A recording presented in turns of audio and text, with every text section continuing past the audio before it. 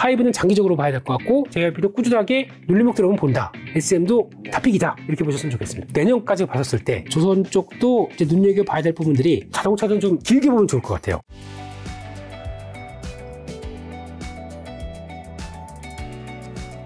엔터라면 하이브, SM, JYP, YG가 대표적인데 어디 네. 쪽을? 김 작가님은 혹시 좋아하시는 아이돌 있으세요? 그쪽으로 따라가려고요. 뭐 혹시 소녀시대 이러시면 안 됩니다. 네. 예.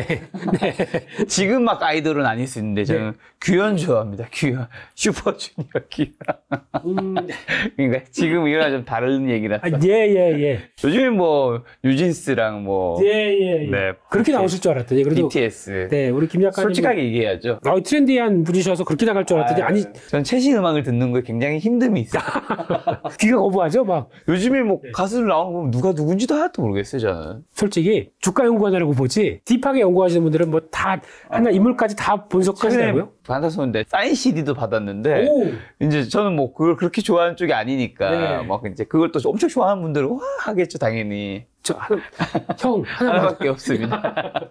예. 근데 그게 이제 중요한 게 그런 것 같은데 지금 아마 하이브 같은 경우도 이제 가장 많이 얘기 나오는데 하이브는 이제 올해보다 내년이 더 기대가 된다고 봐야 될 것 같아요. 올해는 이제 한 바퀴 다 갖고 있는 다 보유한 아이돌들이 좀 돌았는데 4분기 같은 경우는 뉴진스 빼고 아마 거의 다 활동으로 또 들어오다 보니까 거기서 나오는 또 병역들 나올 거고 거기다 이제 중요한 거는 갖고 있는 이제 플랫폼이 있지 않습니까? 위버스 네. 이쪽이 아직까지는 그냥 서비스 차원에서 하고 있는데 이게 유료화를 시켰을 때 나오는 팬덤이 얼만큼 또 들어올 것이냐 네. 그것도 중요한 변화가 나게 되겠죠. 그래서 그것 같은 경우는 나올 거고 그렇게 되면 내년엔 또 이제 군대 가셨던 형님들 이제 다 재결합하십니다. 내년 말? 뭐 이 정도쯤 아닐까? 내년 말 2025년 이렇게 연결되는 것 같은데. BTS요? 네. 아, 진짜 옛날보다 복무 기간이 줄어들었으니까 되게 빨리 제대하는군요. 저희 때는 2년 2개월이었거든요. 갑자기 울컥했습니다. 네. 저희 때는 26개월. 이러다 보니까, 예, 조금, 나이 나오니까 이제 그만하시고요. 네. 죄송한데, 26개월이 2년 2개월인데요? 아이고. 아이고. 무슨 말씀이세요? 12개월 1년, 1년 하면 24개월, 그리고 2개월, 2년 2개월이잖아요. 저랑 똑같으세요. 하도 주식이 되게 쌓이다 다르게 보니까. 얘기하시길래, 이상한데 계산이 똑같은데. 아, 그러네요. 예. 저는 거의 비슷했죠. 숫자 모르겠습니다, 이제는. 예. 예, 거의 비슷한 세대로. 예. 네. 근데 이게 중요한 거는 그랬을 때 남들이 군대 가면은 금방 나오는데 네. 저희가 있으면 진짜 오래 걸리는 이게 그렇죠. 또 하나의 미스터리죠. 내 친구가 군대 가면, 네. 너 또 휴가 나왔어? 그렇죠. 맨날 밥 사달라고, 술 사달라고. 예. 본론 돌아가시죠. 네. 그렇게 되면 이제 하이브에 또 지금까지는 BTS 없이도 이 정도 실적이 나왔다. 네. 그럼 BTS가 가세가 됐을 때 실적은 또 기대가 될 수가 있겠죠. 네. 그래서 그런 것까지 보게 되면 좀 길게는 계속 하이브는 보셔야 될 것 같고. 게다가 이제 또 지금 아마 개인적으로는 SM도 눈여겨보는 게 이제 과거에 참 여러 가지 또 이제 이수만 프로듀서? 이분 계시면서 이제 어느 정도 좀 끝났던 상황들이 그러니까 지금 비용으로 잡았던 부분들이 다시 돌아오기 시작하면서 변화가 나온다. 그러면은 아마 제대로 된 변화 나오고 거기다가 새로운 멀티 레이블이 완성되기 시작하게 되면 좀 좋아지지 않을까. 최근에 라이즈라고 또 새로운 또 신인 나오고 그러다 보니까 또 이제 SM이 과거부터 그랬습니다. 중국 사람들이 좋아하는 아이돌을 많이 갖고 있었습니다. 과거에 알고 있던 소녀시대는 뭐 이제 그렇다고 하더라도 그다음부터 쭉 나왔던 엑소 그렇죠? 네, 그리고 또 이번에 NCT도 상대적으로 중국에 인기 많고 아마 이번에도 라이즈가 중국 쪽의 인기가 많아질 걸로 예상을 합니다. SM 소속 가수들이 또 특이하게 그렇더라고요. 그런 거 한번 보시면 될 것 같고 내년에도 또 보이그룹 걸그룹 데뷔하니까 이거에 대한 라인업도 만들어질 것 같고 게다가 또 지금 문제는 또 YG 갖고도 얘기가 많은 것 같습니다. 근데 YG는 일단 블랙핑크의 재계약과 관련돼서 뭔가 회사가 좀 너무 잘 못하는 것 같아요. 네, 액션을 좀 잘 취해줘야 되는데 재계약과 관련돼서 이건 이렇다 저렇다라고 좀 확인을 해서 정확하게 좀 표시해줘야 되는데 안 하다 보니까 자꾸 단독 보도가 이것저것 나오다 보니까 더 엇갈리는 거죠. 불확실성만 큽니다. 근데 어차피 지금 블랙핑크가 재계약하면서 이제 7년 이상 넘어가게 되면은 그다음부터는 회사 측이 불리하게 계약을 할 수밖에 없어요. 그러니까 그만큼 우리가 키워줬으니까 너네가 이제 많이 가져가라 라고 하는 단계가 들어와서 이번에 기대를 별로 안 했습니다. 근데 그렇다고 해서 뭐 이제 또 1인 소속사 세운다 그러면서 막 이렇게 되다 보니까 좀 어지러운 거죠. 그래서 그게 좀 정리가 되다 보니까 YG는 일단 패스. 게다가 이제 JYP는 뭐 더할 나위 없죠. 그냥 모범생답게 꾸준하게 들어오니까 그래서 지금 나오고 있는 뭐 아이돌도 활동하는 거 충분히 나오고 이번에는 또 V챗이라고 6인조로 A2K 프로젝트 쪽에서 나오는 백인들의 걸그룹이 이제 나오기 시작하겠죠. 그게 이제 아마 본격적인 활동은 올해 말부터 내년으로 들어가면서 성과가 나오기 시작한다 그러면 JYP에서 이제 뭔가 되는구나 라고 해서 또 변화를 가져갈 거고 마지막으로 라우드라고 또 이제 경합해서 나오는 이쪽들이 대비를 해서 나오게 되면 계속 이제 이런 쪽에서는 JYP의 색깔에 맞게 계속 걸그룹 보이그룹들이 나오기 시작하다 보니까 이제 대중들의 인기를 안게 되면은 그들에 맞게 또 움직이겠죠. 그래서 결론적으로는 하이브는 장기적으로 봐야 될 것 같고 JYP도 꾸준하게 눌림목 들어오면 본다. 하지만 SM도 다픽이다. 이렇게 보셨으면 좋겠습니다. 자, 반도체, 2차 전지, 중국 소비, 미용기기, 뭐 엔터까지. 다 봤네요, 거의 다. 네, 또 있나요?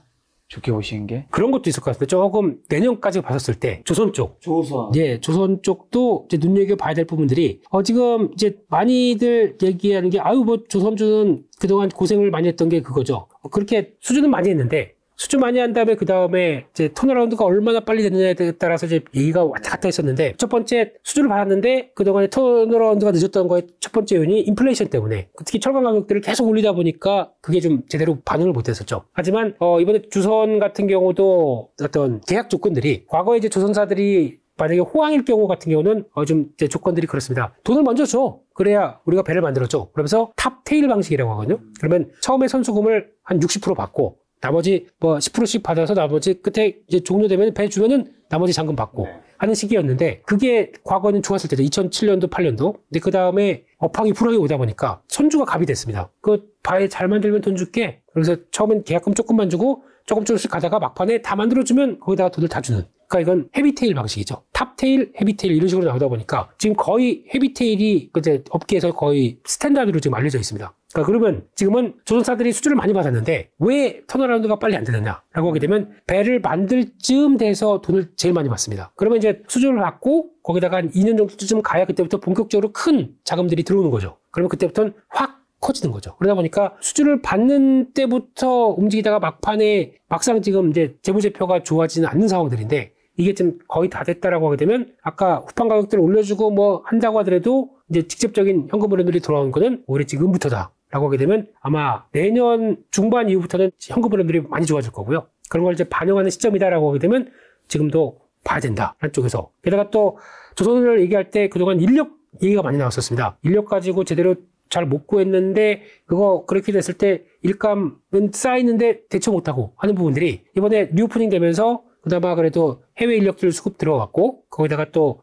이번에 보니까 또 노사분규 또 없이 또 저희가 강했지 않습니까? 또 자동차 조선 이런 쪽은 또 노조가 강했었는데 이게 지금은 또 무탈하게 넘어간다라고 하게 되면 큰 노이즈가 없다고 봐야 되겠죠. 네. 그런 쪽에서 계속 앞으로 대기하는 또 친환경 쪽에서 LNG선, 친환경 본격적인 친환경은 아니라고 하더라도 LNG선 또 앞으로 왕훈이가 맡아보게 되면 거기서 발주 받을 거고 수주 받는 부분들. 과거에 중국은 거의 수주를 못했는데 이번에 받기 시작하다 보니까 위협이 되느냐? 아닙니다. 네, 중국은 싼 거 가져갑니다. 우리 처음인데 우리 잘해볼게요. 하면서 줍니다. 나중에 가서 후회하겠지만 그 선주들은 지금은 한국은 LNG 선 이제 발주가 나와도 가격 안 맞으면 그냥 아니 뭐 지금 신조선까지 수가 얼마인데 여기다 하시겠습니까? 그러면 돈 안 되는 거 안 한다는 얘기겠죠. 그런 것들 나오게 되면 아마 조선 쪽들도 계속 보는 게 맞겠다 이렇게 생각됩니다. 그러면 자동차 쪽은요?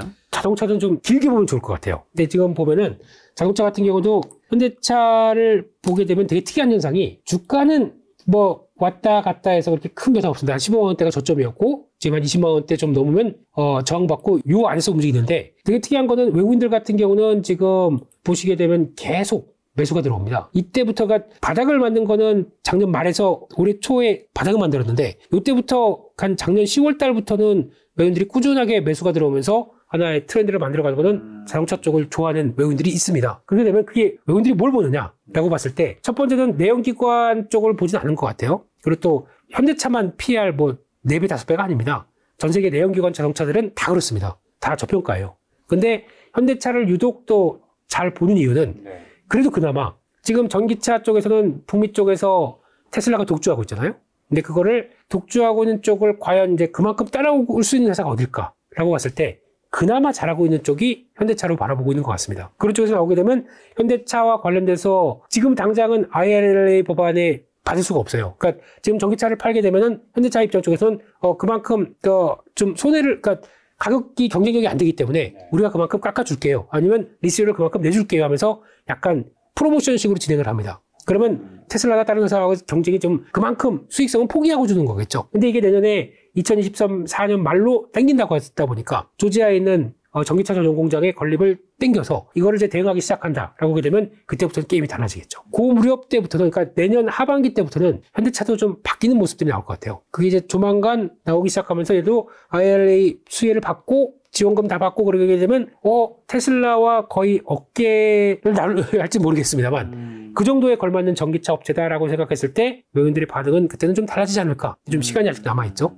그래서 아마 그런 쪽으로 가는데 그러면 이제 문제는 현대차와 발맞춰서 가장 전동화 쪽으로 그러니까 지금은 내연기관 쪽에 잘했다는 회사가 전동화 쪽으로 전기차 쪽으로 오면서 같이 적응을 잘하는 회사가 중요하겠죠. 그런 회사가 만들어지는 거를 봐야 되는데 그중에 눈길이 가는 게 개인적으로는 현대위아가 눈에 띄고요. 현대위아 같은 경우도 기존에는 뭐 샤시, 뭐 모듈 이런 쪽으로 했다가 이게 지금 안에 기계사업부가 있고 부품사업부가 있는데 차세대 플랫폼을 직접 만들 것 같습니다. 양산 나오기 시작하게 되면 매출 지키는 게 좀 다를 겁니다. 그래서 그렇게 나오는 것들을 보게 되면 현대위아는 계속 봐야 될 것 같고 거기다가 또 큰 거로 봤을 때는 결국에는 또 현대모비스도 그에 따라가겠죠. 그래서 모비스도 꾸준하게 나오자. 근데 이거 모비스 매매라건 몸에 살이 나옵니다. 모비스는 일단 제외. 근데 가능성은 있다라고 보고 있는데 그건 제외. 차라리 현대오토웨버가 한번 또 부각을 받았던 적은 있습니다. 그래서 특히 자율주행과 특히 자동차가 전기차로 갔었을 때 가장 핵심은 OTA라고 해서 그러니까 모든 게 다 소프트웨어가 업데이트 됐을 때 그렇죠. 예, 그저 자연스럽게 들어올 수 있는 이런 플랫폼 형태를 갖춘다라고 하게 되면 핵심적인 회사니까요. 이런 것들도 보는데 이제 많이 올랐다가 밀렸기 때문에 다시 자리가 들어온다 그러면 보시는 것도 맞지 않나 라는 쪽에서 이런 현대차랑 같이 움직일 수 있는 회사들 찾아가는 게 더 중요하지 않나 이렇게 바라보고 있습니다. 오늘 여러 한국 주식회 섹터 점검 받아봤는데 혹시 미국 주식 중에서 좋게 보는 회사도 있나요? 요즘은 유가가 올라가다 보니까 지난번에 제가 말씀드려서 나왔던 탱커사들 이런 것들도 미국 주식은 조정받는데 괜찮을 겁니다. 오히려 신고가 난 종목들이 한두 종목 더 있을 거고요. 그렇기 때문에 미국 종목은 지금 추가로 더 뭔가를 발굴하고 싶은 입장은 아니고요. 왜냐하면 한국이 발이 불뚝이 떨어져서 그쪽은 그냥 갖고 있는 거 배당받고 그냥 가려고 하고 있습니다. 네. 추석 지나고 이제 개인 투자자분들 또 주식 투자 걱정 많으실 텐데 4분기 투자 포인트로 눈여겨봐야 될 변수 그리고 시장에서 어떻게 대응해야 될지 한번 짚어주고 가신다면요. 똑같습니다. 제가 처음 나와서 드린 얘기 한국 시장에는 장기 투자가 잘 안 통합니다. 네, 그래서 어느 정도 수익 나고 그 다음에 좀 끌고 갔다가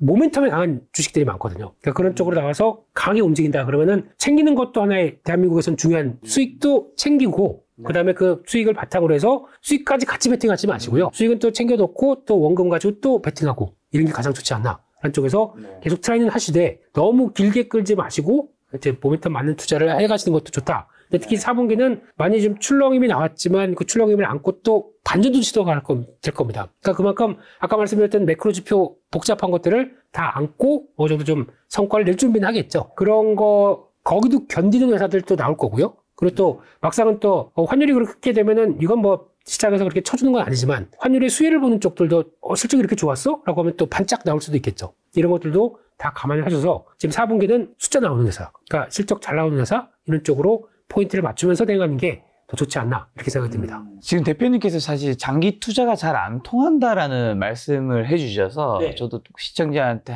딱 드리고 싶은 이야기랑 그리고 대표님 의견도 궁금한 건데 네. 사실 코스피가 이제 코로나 때 1,400 찍고 이렇게 3,300까지 갔었잖아요. 그렇죠. 그러니까 이때부터 이제 중반 이때부터 어떤 얘기 굉장히 많았냐면 주식은 무조건 모아가는 거예요. 그렇습니다. 장기 투자가 정답이다 이런 식의 얘기들이 많았단 말이죠. 네. 그게 이제 맞는 경우도 있고 사실 안 맞는 경우도 있는데 그게 그 말과 그 당시의 시장 분위기가 맞으면 네. 사람들은 그걸 약간 좀 정답 진리라고 생각하는 그렇습니다. 경우들이 좀 있더라고요. 네. 그래서 주식 시장도 사실 그 뒤로 보면 굉장히 많이 떨어지고 이런 것들이 있고 네. 예를 들면 특정 종목을 굉장히 좋게 얘기하시는 분도 그게 주가가 엄청 오를 때는 그분이 말이 마치 모든 게 진리인 것처럼 그렇죠. 되지만 사실은 전체를 놓고 보면 또 그게 아닐 때가 있잖아요. 그럼요. 그래서 어떤 분이 뭘 얘기해도 저는 시장이든 종목이든 딱 특정 구간에 맞을 수 있는 거잖아요. 맞습니다. 그렇다고 해서 틀릴 수 있다라는 거를 좀 생각은 해보시면 좀 더 넓게 보면 조금 더 다양하게 객관적인 시각을 가질 수 있지 않을까 생각이 좀 요즘에 들더라고요. 어떤 생각이 드시나요? 최고십니다. 아주 그냥 막판에 뼈 있는 얘기를 해주시네요. 네, 그럴 수밖에 없는 게 그냥 이런 모든 얘기를 떠나서 그냥 안 물리고 수익 내는 게 최고죠. 그렇죠. 네, 그렇게 되면 장기로 뭐 어떤 뭐 굵은 걸 다 겪고 그래서 마지막에 그냥 장기에서 어떤 거 다 모았던 거 딱 수익 내는 것도 중요하겠지만 제가 보기에는 한국 증시가 그렇게 녹록지 않습니다. 그러니까 변동폭도 크고요. 그렇게 되면은 그걸 잘 이용해서 수익 냈지만 어느 정도쯤 됐다 그러면 다시 한번 또 관망하고 이런 것도 필요하기 때문에 무조건 주식을 모아간다는 거는 대한민국 증시에는 저는 안 어울린다고 생각합니다. 그 힘든 시장에서 오늘도 열심히 버티고 계신 한국의 개인 투자자분들 저희가 응원하도록 하겠습니다. 화이팅입니다. 추석 연휴 잘 보내시고요. 오늘 만난 손님은 김민수 대표님이었습니다. 지금까지 소중한 시간 함께 해주셔서 정말 감사합니다. 오늘도 김 작가였습니다. 고생 많으셨습니다. 감사합니다.